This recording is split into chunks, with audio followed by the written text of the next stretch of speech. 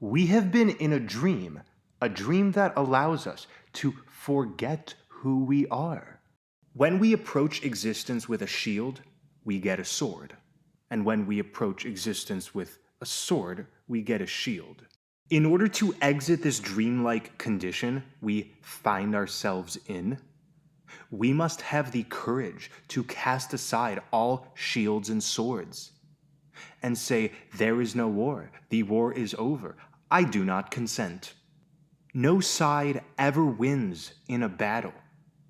Even the so-called winners experience some bloodshed. Nobody ever actually wins. There's bloodshed on both sides of a dualistic framework. Always. Always. Battle strategies, war strategies can be quite complex. If our goal is to win and basically smite the opponent, and you know your opponent is always you, then complexity shall appear attractive. Once we wish to end the war, all it takes is a simple admission of resolution. The weapons are down. The battle is over.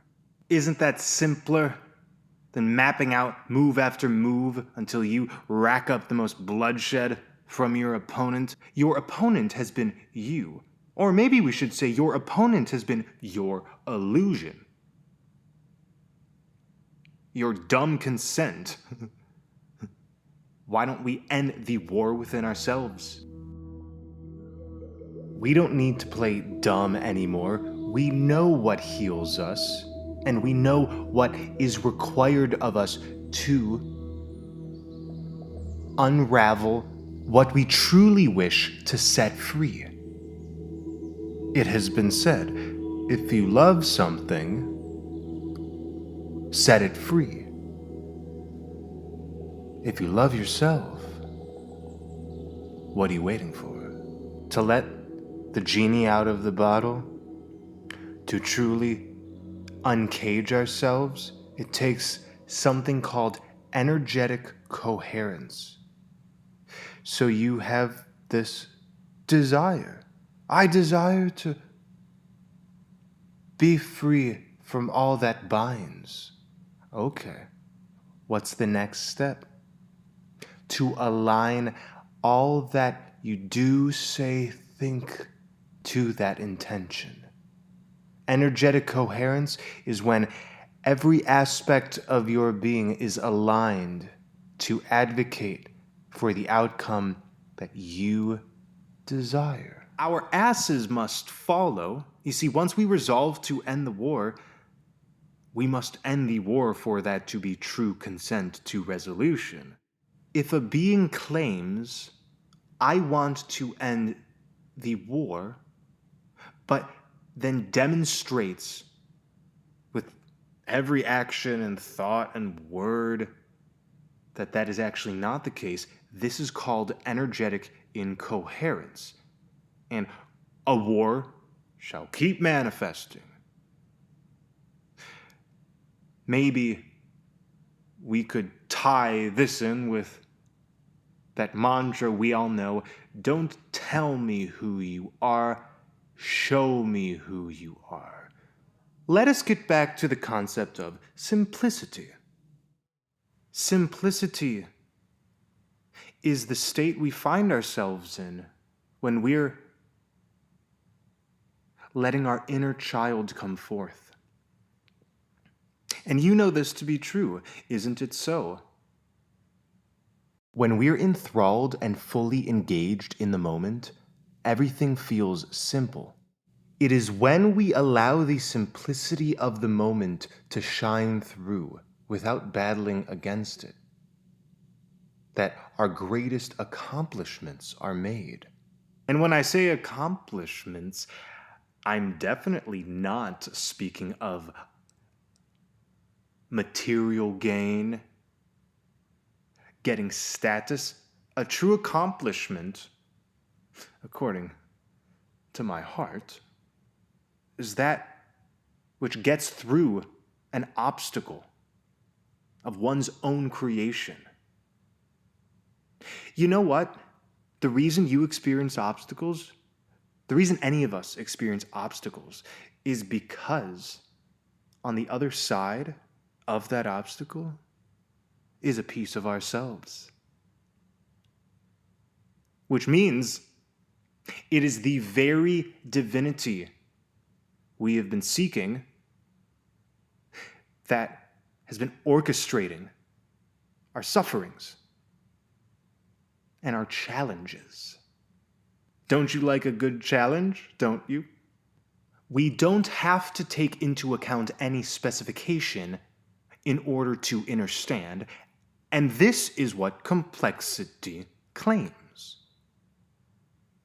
When we understand, we stand within our inner space, and that becomes the grand verifier of what is. However, it is very common to confuse the truth as being formulated in some system that we can understand, that we can stand under. Doctrines and dogmas and systems and bureaucracies and loops. Remember, dear living soul, flip everything in this earth stage around, and that's where you shall find the truth. It is such a widespread notion that we can't know anything, and in order to solve ourselves or to solve anything, it takes tons of studying books or taking into account that detail, that complexity. This worldview should reflect to us that it is the incessant need to complexify everything that actually creates more fires. We have a wonderful reflection. It's an inverted reflection. It's called science. And science claims itself to be the holy grail of much of society. And science is simply reflecting an adherence to complexity. The scientific method is considered so wonderful. I say it's poo-poo. I say it's delusion to believe in the lie of a scientific method. The scientific method emphasizes proof. It emphasizes tangible, cold, hard, irrefutable data. But you're not made of irrefutable data. Regardless of what this matrix has told us, this world is not made of irrefutable, cold, hard data. It's not made of these molecules that are going to just continue and continue, and everything is so solid, and the five senses can sense everything that is. Deep down, you know this not to be true. The five senses do not perceive, much of anything that is depthful. The depth you feel within your soul, and the depth I feel within my soul and being, can't be measured and can't be seen. It can't be verified by the scientific method.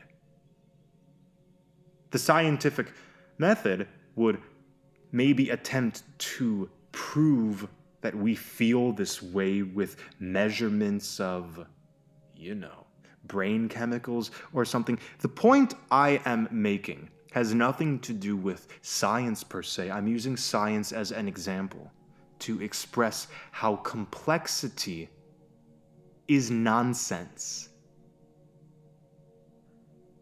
How waiting around for proof leads you nowhere. We can cross our arms for an eternity and say, prove that there's such thing as the divine. But until we actually live the divine and feel the divine and flow with the divine, we're not going to sense anything of it. Empowerment is not dangerous.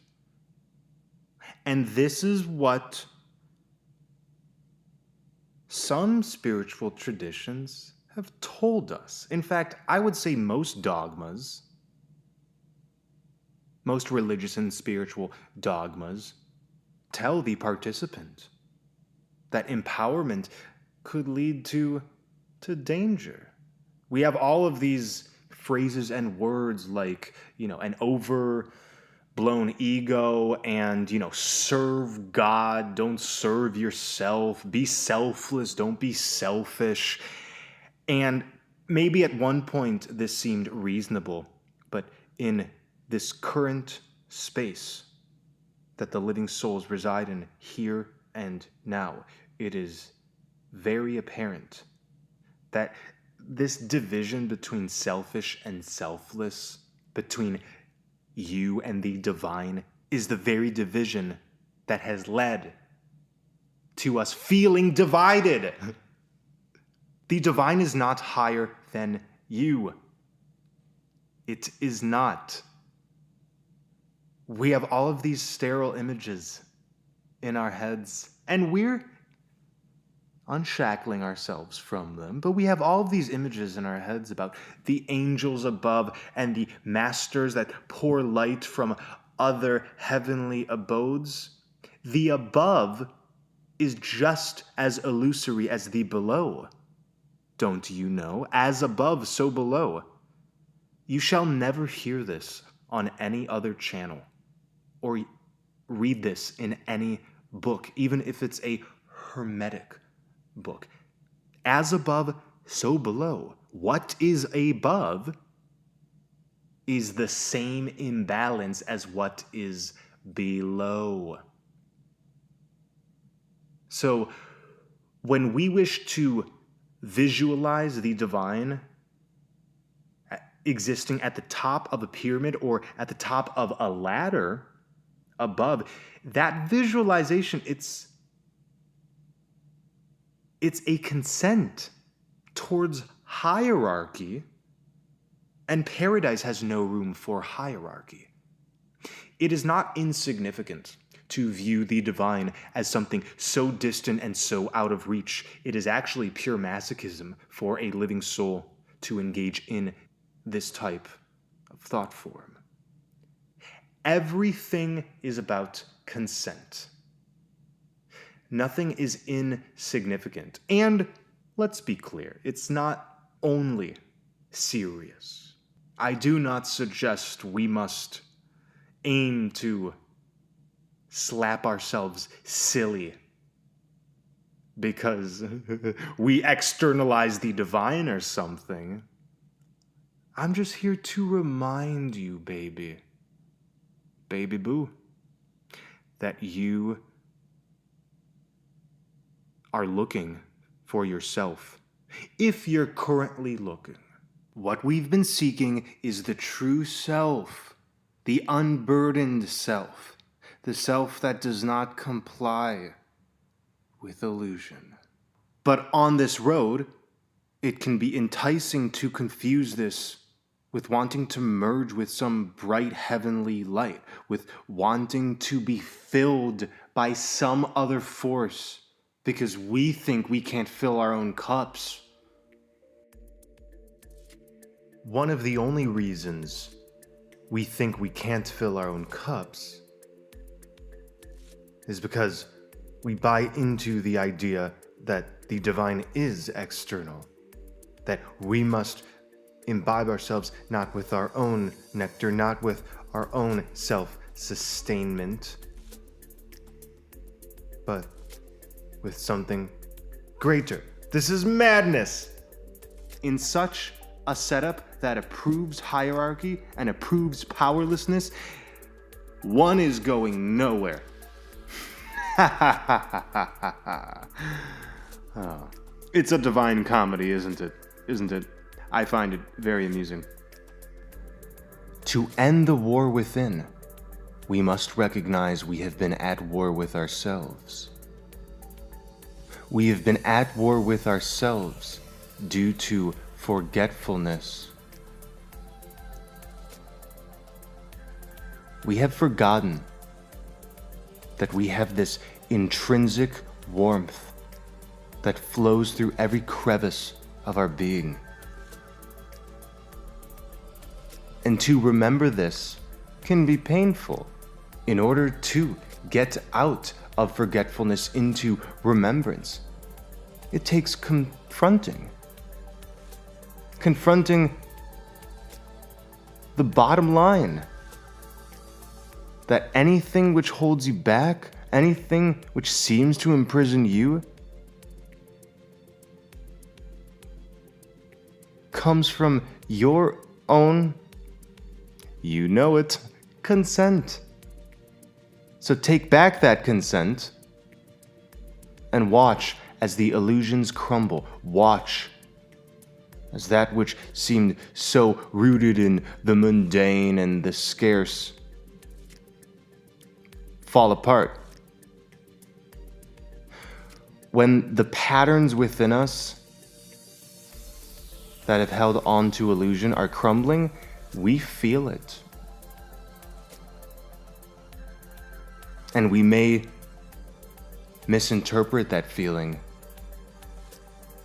for something bad occurring.